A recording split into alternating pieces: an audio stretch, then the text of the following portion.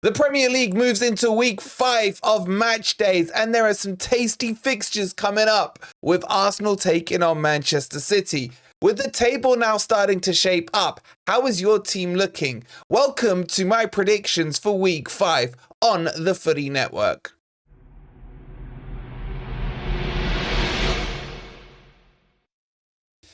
Afternoon everybody, hope you're doing well and welcome to week 5 predictions in the Premier League. As always, please do make sure you've hit that like button, subscribe to the Footy Network if you are new, and let me know what you think the score will be between Man City and Arsenal in the comments down below, and as always, your team's results and your predictions on them. So let's kick this off, and we got to start it with the 12:30 kickoff, which is West Ham hosting Chelsea. West Ham getting very lucky, scoring extremely late against Fulham last week. And Chelsea themselves, you could argue, were lucky after Bournemouth missed a penalty and they came to win the game. I think Chelsea are going to kick into second gear now. I can see them starting to move up the table, and I can see them beating West Ham in this East versus West London derby. I'm going for a boring 2-1 Chelsea win in this match. I think they will dominate it. They'll go 2-0 up, and then West Ham will get another consolation. Maybe with Danny Ings. What do you guys reckon? Another semi-derby, another kind of West Midlands one, as Aston Villa will host Wolves with the PE teacher Gary O'Neill sitting really rough right now, with Wolves unable to remember what a win smells like, let alone what it looks like. Can they cause an upset in this, would you call it a West Midlands derby? I don't know. Wolves isn't really Birmingham, is it? Villa coming off a historic night for them. Shout out to Villa, winning their first Champions League matches in about 600 years against young boys. And Villa are looking very good right now. However, will they be knackered out from these midweek games? I tend to think not, because Emre is a specialist when it comes to organising a squad between European football and back into the domestic game. So I can see Villa winning this one. And I can see Wolves going deeper and deeper into trouble under that PE teacher, Gary O'Neill. So I'm going to say this will be a 2-0 win to Aston Villa this weekend. And I think it will be quite comfortable. Do you guys agree with that one or not? Let me know in the comments down below. Fulham will host Newcastle next in the 3 p.m. kickoff. And to be honest, Newcastle are high-flying right now. They are one of only a few undefeated teams in the league, but they haven't been playing well. I've seen a lot of them this season, and I've been more impressed with the fact that they've been able to grind out wins and results than their actual play style. Harvey Barnes scoring an absolute worldie last week to help them come from behind. But have they really been firing that well? Fulham, on the other hand, a bit up and down, maybe dejected by that late equaliser against West Ham last week. You never know what you're going to get with Fulham. Sometimes they turn up on their pitch and they're absolute worldies. Sometimes they look like they should be more likely to be on the beach. I've got a funny feeling about this one. I think this could be an ugly game, and I think Newcastle are going to draw. I think this will be 1-1. I just don't feel they've kicked into top gear, and I think Fulham are good enough to hold them out for a 1-1 draw. I might be wrong. We'll find out after the end of these results. Do you guys agree with that one or not? Let me know in the comments down below. Some seriously interesting matches at the bottom of the table as Southampton will host Ipswich. Ipswich, who were able to grind out a result against that irrelevant club Brighton, are now going to look to see if they can push on. Southampton still on 0 point 0, zip, finito, not a thing, but are playing a stylistic style of football, having now succeeded against Everton in the Carabao Cup midweek. Will that give them the confidence to kick on and take on Ipswich and get a much needed 3 points? This is the definition of a 6-pointer. And I'm going to back, sorry Mike here, I'm going to back Southampton to get their first win of the season. I'm going to get them to win this one. I think it will be quite low scoring, maybe 1-0. I'll go 1-0 Southampton. I can see them dominating the possession. I can see Ipswich maybe trying too hard to get a goal and getting caught on some kind of counter-attack, because Ipswich will be targeting this as a must-win game for them. So I'm going to stick with the 1-0 to Southampton here. Southampton to get to their first 3 points. And how big will that feel for you Saints fans? Let me know in the comments down below. After being seconds away from a huge crisis, Spurs were able to turn it around against Coventry in the Cup because of a certain pair of Forest old boys. They will now host Brentford in the Premier League. And Ange is in crisis mode. They did not deserve to get anything out of that game. They haven't deserved to get anything out of most games this season. But he needs to start turning this round. And this is not going to be a good game for him. Because as much as I dislike Brentford, they do operate in a very good high press. And they are the type of team that could get something out of Spurs. With the high press, high turnovers of balls, they potentially could cause an upset here. But with Vissa potentially being out, Tony obviously already gambling away in Saudi, I don't know if they'll have the firepower for Spurs.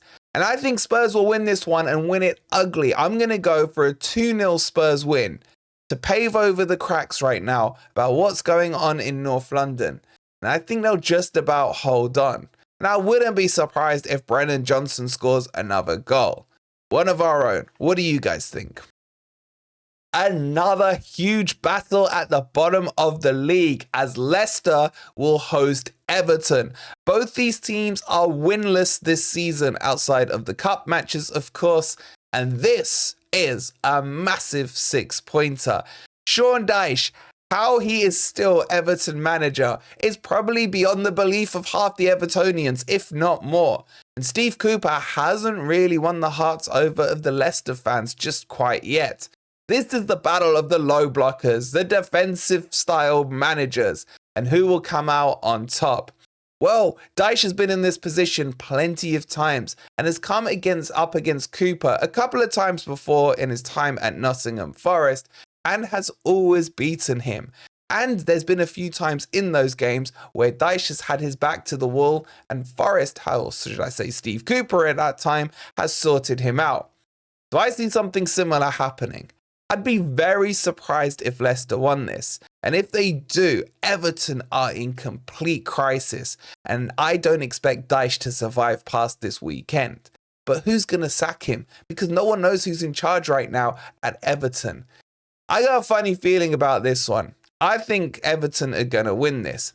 For as much depression, if that's the right word, that there is in amongst the Evertonians, I don't think they've played that terribly in certain matches, or at least in phases of games. I'm going to go for a 3-1 win to Everton on this one. And if that happens, then I think Steve Cooper is going to find himself in a lot of trouble.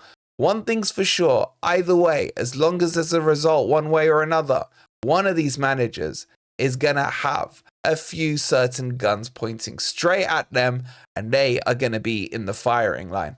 Who takes this one? Let me know in the comments down below. Salty Slot will welcome Bournemouth to Anfield after his huge defeat to Nottingham Forest last week.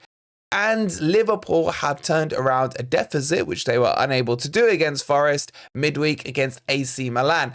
Has that brought the spring back in their steps? Was it a one-off blip against Forest, or will Bournemouth have learned from Forest tactics and go out and try and put a performance down? I think Liverpool must react to their loss to Forest because we're still laughing at them, not just Forest fans, but the footballing world in general. And it's been an entertaining week to see the Liverpool tears, I must say. I don't think Bournemouth will have enough. I think Liverpool will come out winners here, and they have to put on a show. I'm going 3-1 to Liverpool on this one. I think Liverpool return back to form. They'll claim it's a blip, but they'll probably go and lose their next game anyway. Do you guys agree or not? Let me know in the comments down below. Crystal Palace will host Manchester United in the evening kickoff on Saturday. And this has usually been a tricky match for Manchester United at Selhurst Park over the last few years. And I expect this to be a very tight match. However, Palace have not started at all well this season. Palace fans must be begging for the form they saw at the end of last season when Glasner came in, got rid of Roy Hodgson and started playing some very attractive football, it has to be said. But with their new players starting to embed in, could Palace pose a threat for Manchester United?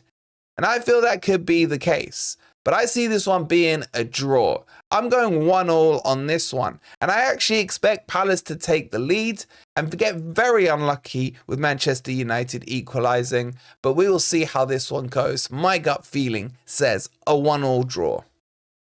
Moving into the Sunday fixtures, and the irrelevant club Brighton will host Nottingham Forest in the 2 p.m. kickoff. And this is a battle of two teams that are both undefeated this season so far, sitting 6th and 7th in the table, both on equal points. How do I see this one playing out? Forest are flying high after their victory away at Anfield, the first victory since 1969 up in the northwest there. And I think Forest will get something out of this game. I don't know if it's a win or a draw. This is head and heart time for me. Screw it, let's go with the heart. Forest win this one 1-0. Brighton have played midweek against Wolves in the Carabao Cup. Maybe there'll be a little fatigue there. 1-0 to Forest. Quote me. And then the other game on Sunday comes to Manchester City taking on Arsenal. And this is already an early battle for the teams that finished 1st and 2nd last season, respectively, in the league. Can Arteta close the gap to Pep, or will Pep outmaster him? Who's going to be the teacher and who's going to be the student? I think we're going to see a low block performance here from Arsenal, and they'll be happy to walk away with a 0-0 draw. And that is going to be my prediction. No goals in this one. I think it will be a cagey affair. And I think secretly, both managers would take a 0-0. That would keep Manchester City still at the top of the table, and Arsenal would look at it and say, we've notched off a tricky game early in the season. Let's move on and move forward. So I'm going a boring 0-0 draw on this one. How do you guys feel about this heavyweight clash at the top? Manchester City obviously have their eye in court right now with the 115. Let's see if we ever get to find out what happens there. And that brings you up to date with all the fixtures for this weekend. Get your predictions in the comments down below. If you enjoyed the content and haven't already, please don't forget to hit the like button. Make sure you subscribe to the Footy Network. We'll see you on the next video. Have a great day.